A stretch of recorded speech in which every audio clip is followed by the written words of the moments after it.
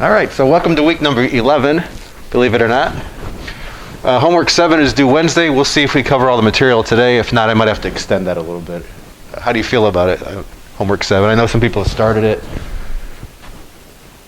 It's only 2 days away, so let me know if it doesn't seem like enough time. There is a homework 7 help video up there, so if you go to the videos module, homework help submodule, you'll see a homework 7 help video there. We haven't talked about all the material yet on homework 7 in class yet, but that video is still there for you. Now lab tomorrow, if your last name is M through P, we will be meeting in person. Everybody else, it'll be a pivot lab. I haven't put those on Brightspace yet or pivot yet, but I will tomorrow morning. So look for an announcement with that. So today we'll keep working in chapter 18. So last Wednesday I made a video for the first about half of 18. So you can take a look in the videos folder for chapter 18. So we went up to chapter 25 and then we went back to chapter 18. The reason for that is chapter 25 is electromagnetic waves, which include light. So now we're looking at light in 3 different ways. So chapter 18 is something called geometric optics, looking at light like a ray. Next we'll do chapter 17, looking at light when it behaves like an actual wave. And then we'll get into modern physics with photons, light behaving like a particle. So all these different ways light, different characteristics of light comes out. It depends on what they're interacting with, and you'll see different characteristics. So when light goes to a really small opening, wave characteristics come out. So that's chapter 17. Chapter 18, we're not going through small openings, so light behaves like a ray. Okay? And then under certain circumstances, light actually behaves like a particle, and that's the modern physics part we'll get to in a couple of weeks. Okay, great. So the last 3 groups of labs that we did, hopefully, I think they're technically due tomorrow, but as long as you can get them to me by the weekend, that would be fine. Okay, that's the Ohm's Law intro. That was the in-person one. The force on a wire, that was a pivot one. And then the circuits one, that was also a pivot one. So we'll kind of wrap those up. And then starting tomorrow, we'll have 3 more labs, and we'll rotate through them like that. Okay?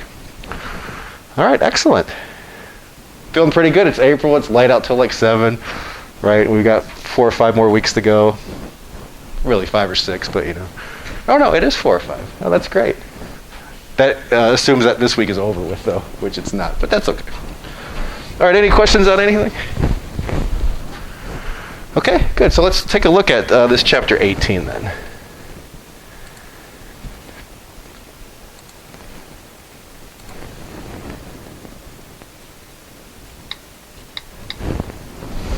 Okay, so I thought we could start with an example. So if you watched the video, you saw that we did something called Snell's Law and total internal reflection. That's kind of a special case of Snell's Law. So I thought we could kind of finish up that part by looking at a few examples. So we have here we have a light bulb at the bottom of a 3-meter deep swimming pool. So 3 meters deep. Here's a light bulb. What is the diameter of the circle inside which a duck swimming on the surface could see the bulb? So if a duck is somewhere here, light actually hits the duck, some of it in the eye, and the duck could see it. Once you get over here, or over here, and it's really in 3 dimensions, so this goes around, the duck can't see it anymore because the light doesn't come from the light bulb and leave the surface. So when you go from one surface to another, the light refracts, or in other words, bends. So Snell's law governs what happens at the interface between different materials. So here's water, and up here is air. If you look at the normal to the surface, so the normal means perpendicular to the surface, when you go from a higher index of refraction to a lower, the light bends away from the normal. So here it's just going straight up. Here it goes this way, then it bends away from the normal. There's a special angle called the critical angle where the light bends right along the surface. And then anything greater than that angle, so here, this is the critical angle. Actually over here, it's actually written down. This is the critical angle. So anything bigger than that, anything more like this, or like this, none of the light actually leaves the water. So a duck over here would not see the light bulb. Same thing over here, would not see the light bulb. So we want to figure out what this diameter is where the light bulb is completely hidden. So that would be pretty cool, right? If you're in a boat, there's actually a light bulb here, but if you're here, you can't actually see it. It's kind of like magic, isn't it? Lots of magic tricks are based on things with optics.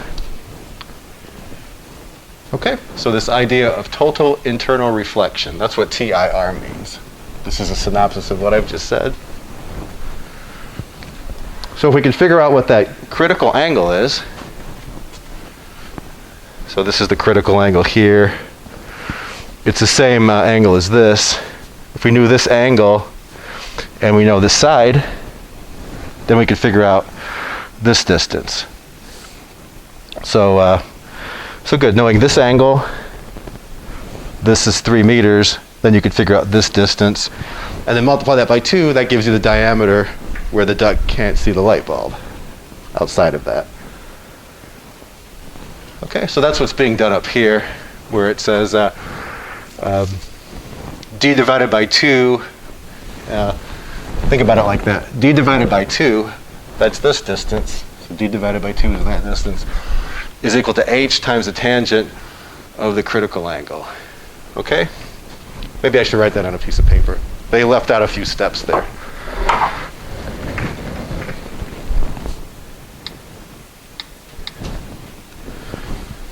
So really, think about that picture. The tangent of theta critical from that triangle is the opposite side, d over 2, divided by the adjacent side. That's the height. Okay? So then the tangent of theta critical, we're trying to find d, times h,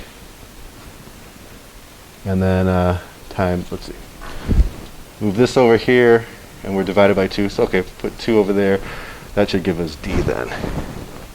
Okay, so this is where it's actually coming from. The equation that you saw on the slide comes from looking at what the tangent of theta critical is. So let me give you this picture back. Okay. So tangent of theta critical opposite side, that's d over 2, and then this is h. And then you could solve for d. They just left out a few steps. Okay?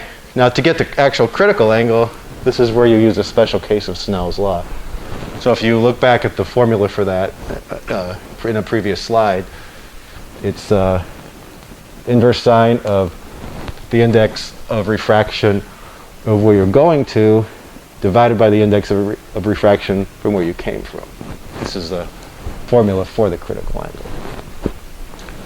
Now if you mix these up, your calculator won't give you any answer. It'll just say undefined. So you can't really mess it up if you use your calculator. So 48.7. So that turns out to be 6.8 meters diameter with the light bulb this deep. The duck can't see it. Okay, good. Excellent. Any questions on that one? Okay, so critical angle is a special case of Snell's law. Okay, good. That's a synopsis of what I've said again. So this is the basis of fiber optics. So here's a laser. You shine light in this glass. Glass has a higher index of refraction than air. And if you set it at the correct angle, none of this is ever going to leave. It's going to stay in the glass tube the whole time. So electrons going through a wire move relatively slowly. Light going through glass moves at the, really, really fast. It's in a material, so it doesn't quite go at the speed of light, but pretty close to it. So this information travels really, really quickly. And then there's just a protective coat over it to keep it from getting broken. So where I live, I have Comcast. The fiber optic cable from a different company is only 1 block away, but I still missed out on it. So you get a lot faster communications. Hopefully one day it'll be there. The neat thing about this is you could bend it in all different directions. Endoscopes made from optical fibers are used for surgery. So you can send light down this glass. So if people are doing surgery, you could just, a little wire, I guess it probably looks like, can be just fed right down through arteries and things like that, right? Put a little camera on there, you have a little light, you can see what's going on literally inside the body. Okay, good. Any questions about this? If you think about it, it's really miraculous, isn't it? You could feed this little filament through a vein into your heart, see what's actually going on. Okay. So, formation by refraction. So remember, refraction just means bending of light. So here's a ruler. The bottom part looks closer to you than the top. It's not really, but it looks like that. It's because of the way that light is bending when it's here. If you ever stuck your foot in like a little pool, your foot looks closer than it actually is. That's the reason why. We'll see why that is in just a minute. So the rays from the submerged portion refract at the water-air boundary. So light is being reflected from the ruler. It's going from water to air. So that phenomenon makes it look closer. We'll see why in just a minute.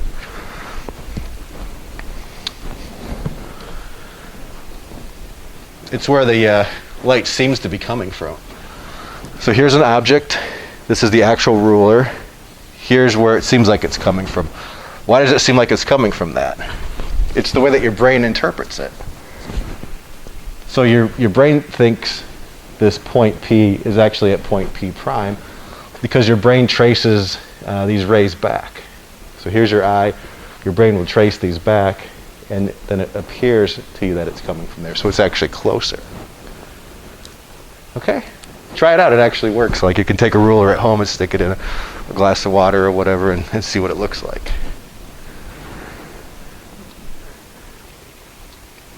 This is, I guess, I just thought of this.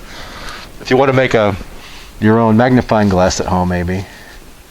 It doesn't actually make it bigger, but it does make it bigger because it's closer to you, right? Okay. I'll have to think of that if I forget my reading glasses. Although sticking paper in water might not work out, right? Okay, so let's take a look at what we can do with this. So the optical axis is the line through the object perpendicular to the boundary. So here's an object. So whenever you see a P or any of these letters without a prime on it, that means object. Whenever you see a prime, that means image. So like S here, without any prime on it, that means it's the object distance. Here's S with the prime, that means it's the image distance. So whenever you see the prime, that means image. Okay? So here's where the object's located. Here's where the image is formed. This is just like the ruler example. Okay, so there's a couple of common triangles here. We got the one with P down to here and back up here. And we got the one starting at P prime, which goes down here and back around. So they both involve L. So when it says L is common to both, it means common to both of those triangles too. Okay, so then you can look at the tangent of theta 1. So the tangent of theta 1 would be L over S. The tangent of theta 2 would be L over S prime. So you can solve for L from both of those. That's where this is coming from. Looking at those common triangles. Okay? And then do a little bit of algebra here. So S times the tangent of theta 1 is equal to S prime times the tangent of theta 2 because they're both equal to L. So S prime, or in other words, the image distance, tangent of theta 1 over tangent of theta 2 times S. We also know then from Snell's law is usually written as N1 sine of theta 1 is equal to N2 sine of theta 2, but you could do this. Solve for sine of theta 1 over sine of theta 2. And then we can use a small angle approximation. Small angle approximation is, if the angles aren't too big, sine of theta is equal to about the tangent of theta. So we can put that information back into what we had before. Tangent theta 1 over tangent theta 2 is about equal to sine of theta 1 over sine of theta 2 in that approximation. And then from Snell's law, that's also equal to N2 over N1. Take all that, put it back together, finally you get this. So the index of refraction of the medium that the object is in is here. This is where the absorber is in. So if it's in air, it's just 1. So then you can figure out where the image is located. Okay. So in this example, N1 is bigger than N2, right? Because this is like glass maybe, or it's water in this example. This is air, so you can see what happens with S prime. Okay? So it's less than S, so it's closer. Then it appears bigger to you. Okay, good. Lots of geometry going on, as I promised before. So let's use this idea. So S prime, actually, well, we'll come back to the slide if we need to. A fish and a sailor look at each other through a 5 centimeter thick glass porthole in a submarine. Okay, so your sailor's on the inside, the fish is obviously on the outside. There's glass between them. There happens to be a small air bubble right in the center of the glass. So the air bubble is right in the middle of this glass. How far behind the surface of the glass does the air bubble appear to the fish or to the sailor? Okay, so for the fish, there's glass, which is about 1.5 index of refraction, and then 1.33 for water. So there's different indices of refraction. For the sailor, it's glass, so it's 1.5, and then the sailor is in air, so then it's 1. So it's going to look different to each of them.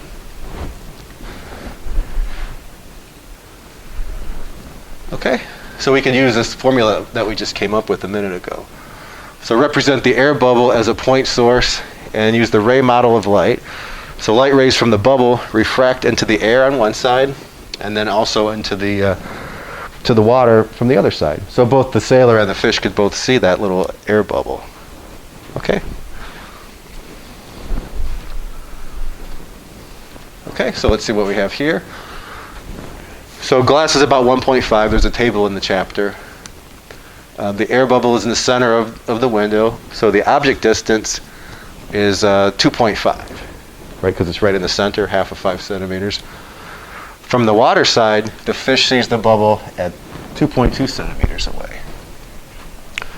So each of them, it's going to be less than the center, right?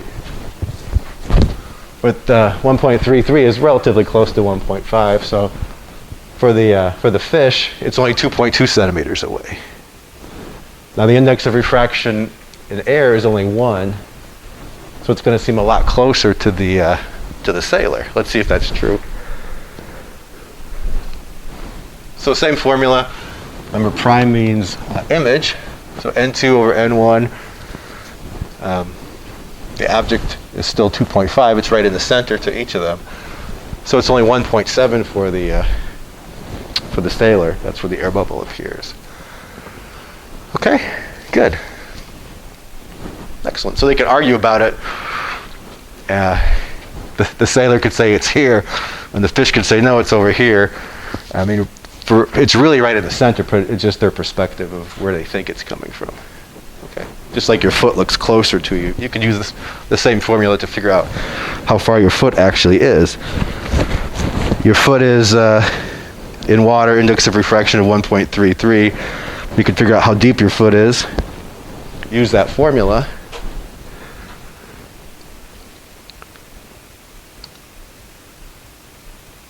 So we'd have to have this would have to be 1.33 for water.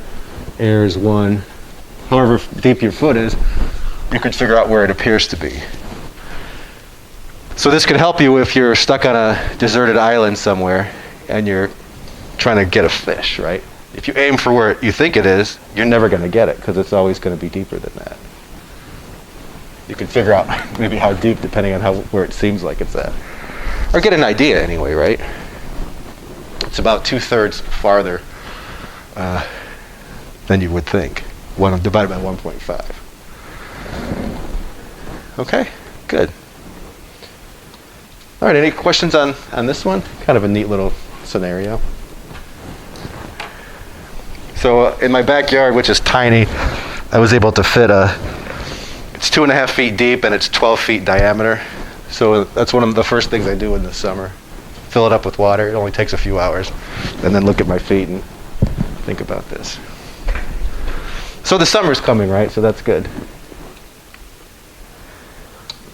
So with ray tracing, we'll do this for both lenses and mirrors. And you could get a pretty good idea just by, if you did everything really carefully with graph paper, you could figure out where images form, if they're upside down, upright, or inverted. So in the beginning, when we talk about this, we'll actually do a little bit of looking at ray tracing. But then we'll get a formula that will actually let us calculate all this. So it's good to know how to do it both ways. Probably what you'll eventually do is use the formula and then think about, what if you put it like did a ray tracing of it? Does your answer make any sense? Okay, so a little bit with ray tracing. When I took a similar class, it seemed like we did this ray tracing for like a month straight. You know, graph paper, do it. It's perfectly good, but once you get the formula, you'll probably rely on the formula and then kind of fall back on ray tracing. So like a lot of things in the class, you could take whole semesters, multiple classes on just doing optics. You could get a degree in optics. You could be an optical engineer if you wanted to. So we're just doing this for like a week or two, week and a half maybe. Okay. Okay, so first of all, a lens, not like Lenz's law, a lens that's made out of some material, transparent material, uses refraction at curved surfaces to form images. You're using one right now, actually. You see me, right? So you've got eyes. That's a lens, basically. Okay. So light's bending, focusing on the retina.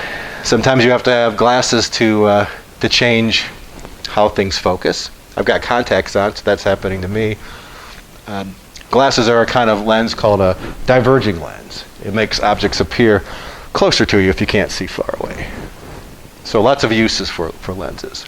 Magnifying glasses, things like that. Okay, so ray tracing is just a way of visualizing this, literally, what we're doing. So there's a couple different kinds of lenses. There's a converging lens. So it's shaped like this. So parallel rays come in, and they're bent towards a certain point called the focal point. So they make them come together, or converge. A diverging lens, when light goes through it, it makes it spread out. So this kind of lens maybe is a little more complicated because you can form two different kind of images. Something called a real image, where light actually comes together, or a virtual image, where it seems like light is coming from. Diverging lens, you can only make one kind of image, a virtual image. You can kind of see that too, because the light's always going to spread apart. It's never going to come together at one certain spot. So pretend there's some kind of light source here. It's coming through here. If I actually had like a little note card and put it here, you could read the image. You could see what it actually is. The light actually comes together. You can start a campfire with this kind of lens. Put it over there, concentrate all the rays in one spot, and start a campfire like that. You cannot do that with this because these rays are not coming together. This is still useful. This relies on the idea that your brain will perceive where these rays are coming from. Okay? So if you have eyeglasses on, it's this kind of lens. And you'll see why in just a few minutes. Okay, good. So in a converging lens, incoming rays refract towards a special point called the focus. We'll see that in just a minute. It actually refracts twice, at the air to glass interface, and then again from the glass to the air. And because of the shape of it, these rays are all going to be going to a certain point called the focal point. Okay? So parallel rays coming in, go through the lens, they all bend, they go through a special point called the focal point. It works in reverse too. You could have rays going the opposite way, and they would go to a focal point on this side. Same thing, this is called the optical axis. Right through the center. Okay? So focal length is called just F. Okay, good. So focal points on both sides, this lens will work in reverse. Okay, good. So this is a converging lens. You'll see in a minute we can form real images and we can form virtual images. Diverging lenses, just like the name says, they come in, they spread out. If you trace these rays back, they would appear to come from the focal point. So in some sense, diverging lenses, to me, are more difficult because your brain has to work and figure out where they're actually coming from. A converging one is more straightforward, right? I mean, it's kind of used to start campfires and things like that. Okay, so this is where they appear to come from. So thin lens is idealized. It's assumed to have like no thickness. All the lenses we used here in this class are these perfect lenses. There's an optical or a lens plane that goes right through the center of them. So the formulas that we come up with are something called the thin lens approximation. To get anything more than that, you have to use calculus to solve these problems. Okay, so there's some special points. So a ray that comes in parallel, you've already seen this one, goes through the focal point. A ray that comes through the center just keeps going. And then a third one is a ray that goes through the focal point, like this, will just come out parallel. Really, you only need two of these to be able to figure out where the image is going to form, but the third one is a good check to make sure that you've done it right. Okay. The center one is always the easiest. Right, it goes to the center, it keeps going. The parallel one then going through the focal point is another one that's not too bad to use. So whatever you want to use, 2 out of 3, but 3 out of 3 is better. So these are 3 rays that we'll use to figure out where the image is formed, based on where the object is located. So if the rays diverge from an object, so they leave an object at point P, interact with the lens, and then they all meet up at point P prime, it's called a real image. So it's actual light rays going to a spot, that makes a real image. A virtual image, on the other hand, is if you have to trace them back and your brain figures out where it seems like they're coming from. Okay, we'll have to get some pictures of these. Okay, so here's an object, a tree. Here's the optical axis. Here's where the lens is actually located. There's a focal point on both sides. It's the same focal point, same number. It turns out for a converging lens like this, the focal point is defined as being positive. And we can trace some of these rays. We can use the 3 important rays that we have.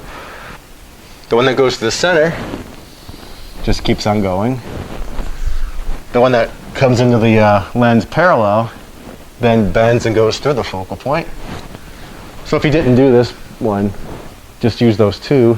This is where the top of the tree is. So this image is actually inverted. And then to check it, let's try this one. The ray goes through the focal point, hits the lens, and that's the ray that comes out parallel then. So that's the third one. So this is where the image is located. So this is a real image. If you had this like a lens here, and you put a screen here, you would actually see this tree upside down on your screen. Okay? Like this could be your eye also. You see a tree, it goes through your eye, hits the retina. It's actually upside down, and your brain processes it, and then it's right side up. Okay, good. So real images, which this is, are always inverted. So they're always upside down. That's just the way it works. So again, S is the object distance, S prime is the image distance. Okay, so if you did this on graph paper really carefully, you could measure how big this is, how big this is. So notice the object here is outside the focal point. So outside the focal point, what do I mean by that? This is inside the focal point. This is outside the focal point. So whenever you're outside the focal point, this is the kind of image you actually get. Old movie projectors work like this. When the film goes through a movie projector, it actually goes in upside down, light goes through it, and then the image is on the screen right side up. Okay? So if a projectionist threads in the film wrong, you could get it completely backwards. Okay? Excellent. So this is a synopsis of what I've said here. Okay, good. So we're just looking at, like, pick the top of this object. Oops, I think I went back too far. So if you have an object here, light is coming from all different parts of this tree. It's helpful, though, to just pick one point. Usually you pick the top of this. So if the problem said, you read through a problem, tree is here, you don't have to draw a tree. Usually people draw like an arrow here. And then you just see what happens to the top of the arrow. Okay. Good, so here's an inverted image. So if it's inverted, you automatically know it's real. Those automatically go together. So real means inverted. There's no other way of doing it. If it's real, it's inverted. If it's inverted, it's real. Okay, so here's what this would actually look like. Okay, so this light source must be outside the focal point of this. If you brought this too close, you would not get that image anymore. You could adjust what it looks like by moving the lens around. Okay, so this is where it's nice and focused, this point. If you put like a note card or something here, you would actually see the image. If you move it this way or move it that way, you still get some of the, you still get the rays hitting there, but they're not in focus. They're not all hitting the point at the same time, so it's blurry. The lab that we do, the in-person one, we have something called a light bench, and we can set up, I think we have lenses, don't we, for that? Yeah. So you can actually do this, and it'll be like magic. That image is over there. You won't know that image is over there unless those light hit something. So if you put a little note, there's nothing there. You take a note card, you put it here, and then you can actually see it. The image appears right there. But if I'm standing over here, you don't see anything. Put a note card there, it stops it, you can see it. It's there the whole time, you just don't know it until you put the note card there. Okay. So that's something to look forward to tomorrow if you're coming tomorrow for lab. By the way, again, I'll be here before 5, so if you want to come in at 5 tomorrow, I'll be here. If you can't make it till later, that's fine also. Okay, so this is the nice focused one. These are out of focus. Okay, good. So here's some hints. I'll never say on the test, write down the 6 tactics of doing ray tracing. This is just to help you out. So usually you draw the axis, put the object there, draw the lens, and then do 2 of those 3 special ones, and then the 3rd one to kind of confirm. What you'll probably end up doing, though, again, is once you get the equation, use the equation and then kind of work backwards. On the test, you could do it however you want to. Okay. So here's an example. We have a 4 centimeter diameter flower. Okay, so H is reserved for the height of the object. H prime is the height of the image. This is actually inverted, so technically it's negative because it's upside down. So the flower is 200 centimeters from, okay, so that means S prime, that's the object distance. The focal length of a 50 centimeter lens of a camera. Okay. So focal point, 50 centimeters. So each of these are 25 centimeters. And let's see. How far should the plane of the camera's light detector be placed behind the lens to record a well-focused image? Okay, so here's the lens of the camera. You want to focus somewhere. Where should this actually be? And then how big is the image that you detect? Right, that's like where you're going to put the note card. Here, well, it's going to be blurry, right here, the special point where they all come together. Okay, so if you did this really carefully, you could measure this. This is how big 25 centimeters is. if you use graph paper or something like that, you can get a really nice number for that. Okay, so we want to figure out S prime and H prime. Okay, so you can see where the rays go. The one that comes in parallel then goes through the focal point. The one that goes to the center keeps going. So both of those arrive at that spot. And then to confirm it, the one that goes through the focal point then comes out parallel to the axis here. Okay, so those are the three rays that we can look at. If you draw it nice and carefully, you could get a good answer for this. Okay, so if you did it to scale, you can see from the drawing that the image distance is about 65. It's about 65 centimeters away here. Okay. Trying to see where the little marks are. This is about 25. Okay. Oh, it's over here. Okay, so 25, 50. Okay, that would be 75. So they're saying about 65. Okay, I believe that. And then how big is H prime? Again, if you did it carefully, this is 25. It's going to be something less than 25, right? But if you had some way of measuring it, you could measure how big that is.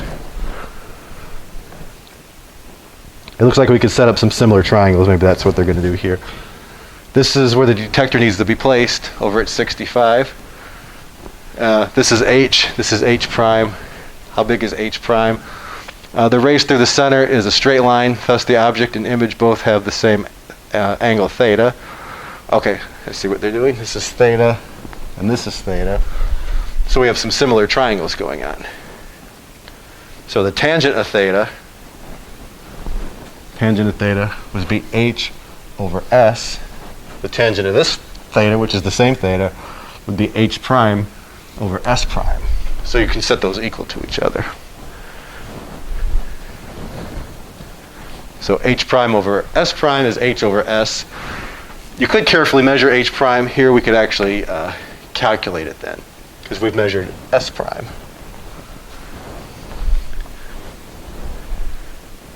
So this is just giving you the magnitude. H prime turns out to be 1.3 centimeters. H wasn't drawn to scale. Okay.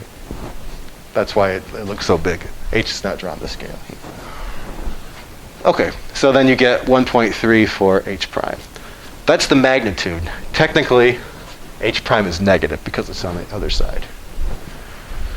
So whenever you have a real image, it's always inverted. That means H prime is always negative for a real image. Okay. That's just giving you the magnitude of H prime. Okay, great. So that's just from using some geometry, really, and those three principal rays. Now the magnification, you can make it bigger or smaller. It's equal to S prime over S. You might want to make something bigger. Maybe you want to make something smaller. S prime over S will give you the magnification then. It's also equal to H prime over H. That gives you the magnitude of the magnification. So M means magnification, not mass or anything like that. Magnification. Okay? Good.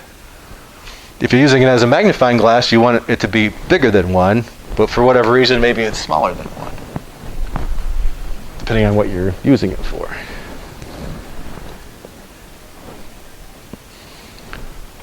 So here's a way of using a lens like this, converging lens, to make a virtual image.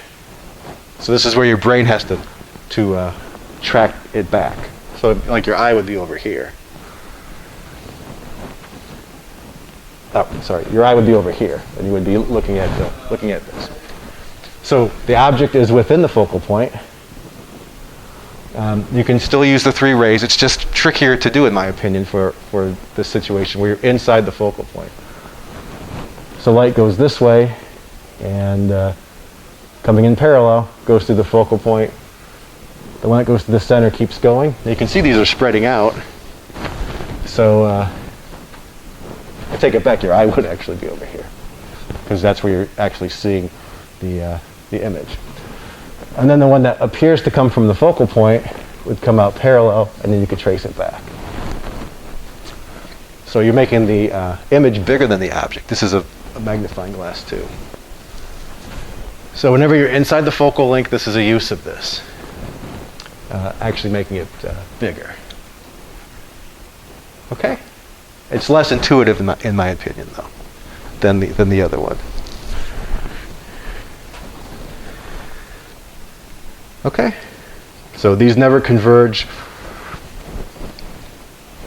Rays don't actually meet here. It just seems like they're coming from there. Okay, so whenever that happens, it's a virtual image. So virtual always means upright.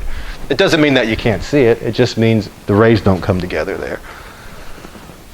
So virtual images are always upright. Upright images are always virtual. Those always go together.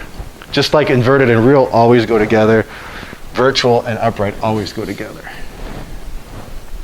Okay? Same thing, S is the object distance, S prime is the image distance. All right, great. Okay, so here's how it would actually look bigger. There's your eye. You put the object within the focal length, like on this keyboard, and it appears bigger. It's virtual. Again, that doesn't mean anything other than the rays don't actually come from there. They just appear to come from there. And then it's actually bigger. Magnification greater than 1. The magnification is actually positive, too. Whenever the image forms on the same side as the object, S prime is negative. We'll see that in a little bit. So before the image was forming over here, S prime was defined as positive. Whenever the image is formed on the same side as the object, S prime is technically negative. We don't know that yet, but you'll see that with the lens maker's equation. Okay? Okay, good. So here's the magnification. S prime, the magnitude of it, is greater than S. It comes out to be, you'll see in a minute, because S prime should be negative. This means it's going to be upright. Oh, and it says it there, good. So S prime is defined to be negative for a virtual image. I've never seen any books do it the opposite way. All physics books kind of do it this way. Now, if you look this stuff up like online or something like that, this book uses S and S prime. Other books might use like D and DO and DI or something like that. So just be careful if you look on other sources. They might call things different. Like DI is the distance for the image, DO is the distance for the object. My favorite book ever used P for the object and then Q for the image. And then I could always say, mind your P's and Q's, and everybody loved it. But this book doesn't do that. Okay. Do you know where that expression comes from, mind your P's and Q's? Supposedly. If you go to a bar, you should mind your pints and quarts. Don't get out of control. Anyway. All right, so let's look at this one. To see a flower better, you hold a 6 centimeter focal length. Okay, that's what the little f is. The focal length. Magnifying glass 4 centimeters from the flower. Okay, so that's the object distance. These problems would be easier if they just said the object distance is this, the image distance is this. Find whatever. So you got to read that into the problem. The focal length they actually give you, but saying it's 4 centimeters, the glass is 4 centimeters from the actual object, they're telling you that's the object distance. So you have to realize that when you read the words. What is the magnification? Okay, so we know the focal length, we know the object distance.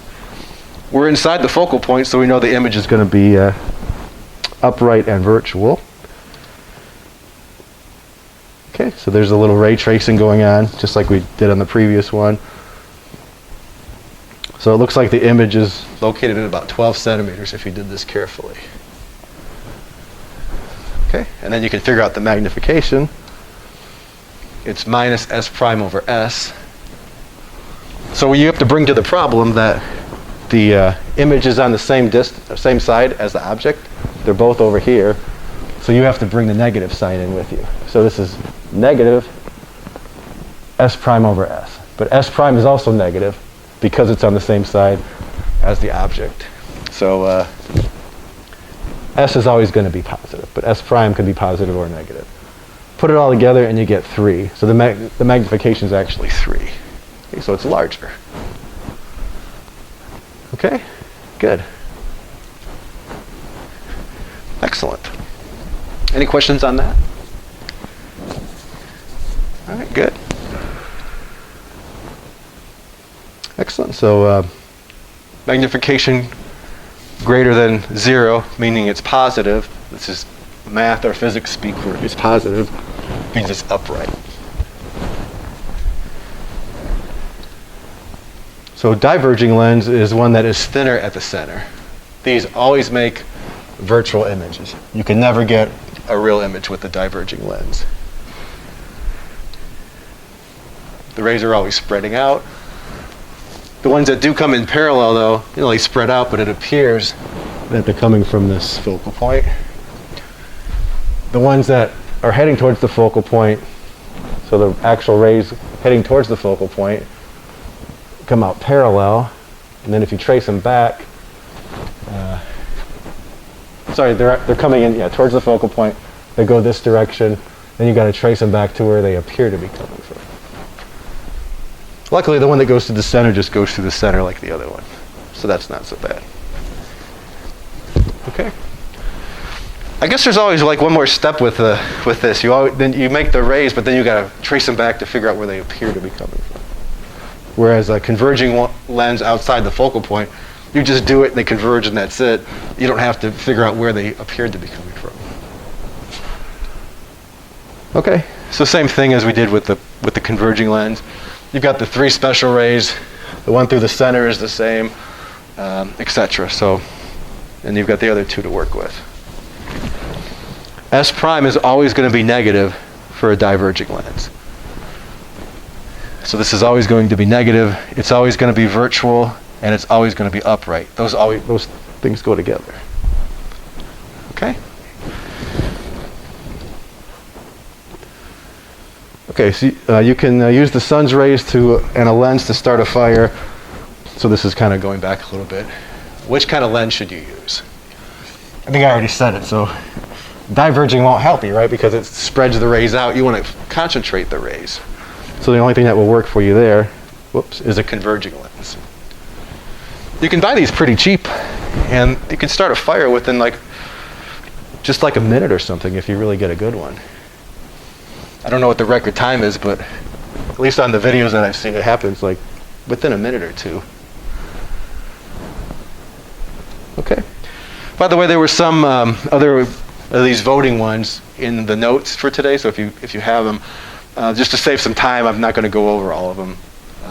So you can find the answers actually in the chapter or send me an email. Okay, so here's a diverging lens. Focal length of 50. And here's the object. So no matter where you put the object, the image is always going to be upright and virtual. It doesn't matter if you put it inside the focal point or not, you're always still going to get a virtual image. Okay, diverging lens, focal length 50, is placed 100 centimeters from the flower. Okay, where is the image and what is the magnification? Okay, so they're telling us S in the problem is 100, focal length is 50. We'll have to do a little bit of ray tracing. The one that goes through the center keeps going. The one that is heading towards the focal point over here comes out parallel. And you can see the C and B are spreading out. So where does it appear to be coming from? You have to trace it back. And it appears to be coming from here. So if you were over here, you would, this is me, I'm looking at it. This is where the image would appear to be. It's not really there. If you put a little card there, you would not see it. The rays don't actually come from there, or they don't actually meet there. But this is where, if I was here, I would see it. So what's the use of this? If I can't see far, this takes the object and moves it closer. So eyeglasses work like this. The object is really far away. This is going to bring it closer to me, and then I can actually see it. Okay? So that's the use of it. I mean, it looks smaller in the picture, but on the other hand, it's closer. So I can see it like that. Okay?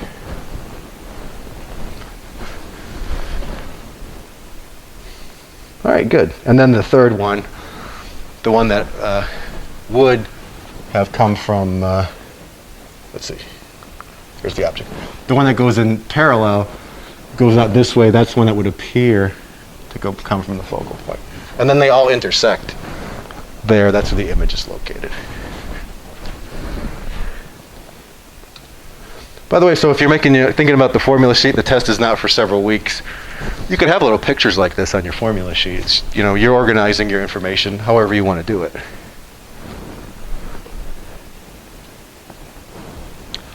Okay, so we've got those rays, A, B, and C. Now if you did this really carefully, this is 100, this is 50, this is 25. It's pretty close to here. And they're telling us it's about 33. You could actually use the lens maker's equation, and that's probably where they get the 33 from. That's what it would come out to be. So it's upright, standing up, and that means it's virtual. Those always go together. Magnification, here's the formula, minus S prime over S. So image on the same side as the object, you have to assign the negative side to S prime, and you still have S, 0.33. Okay, so it's about 1/3 its normal size. And if you were over here, it would seem closer to you. Okay, good.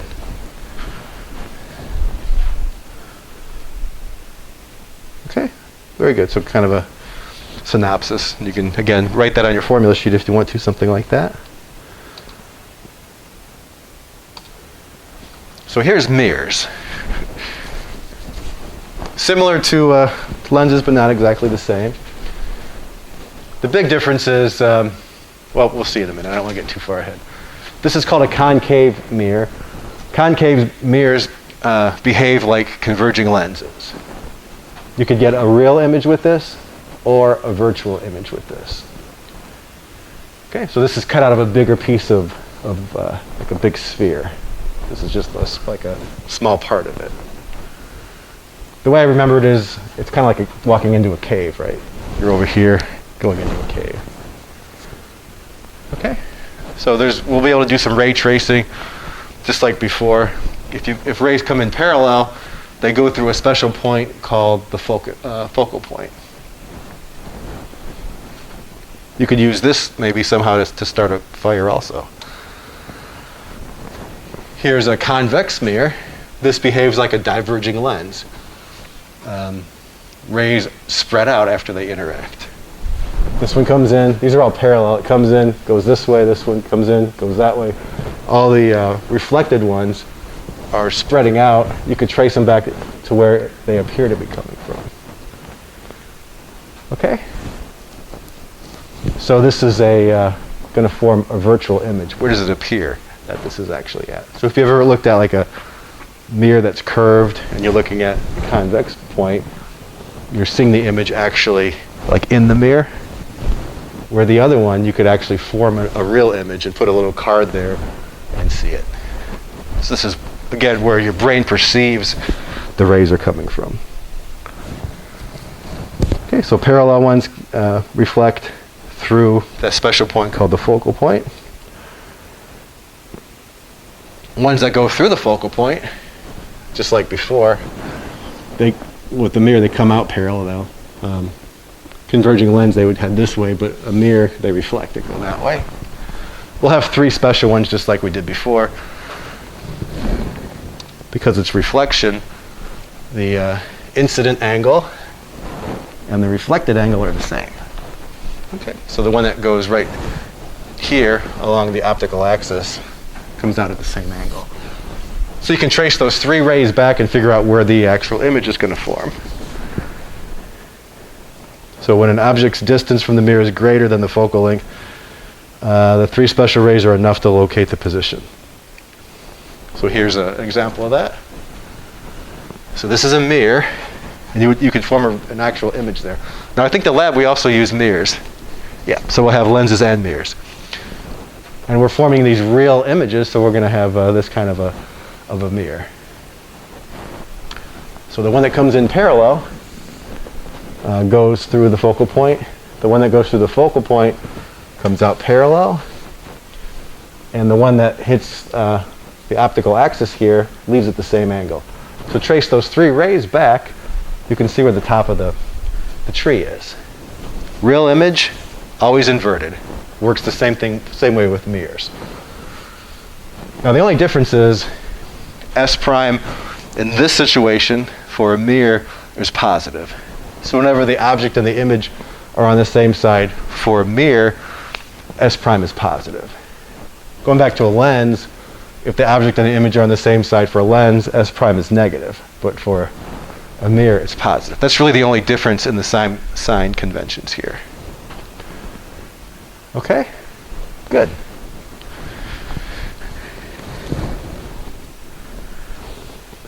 So the image is real because the rays actually hit there. If you put a little note card there, you'd actually see the image.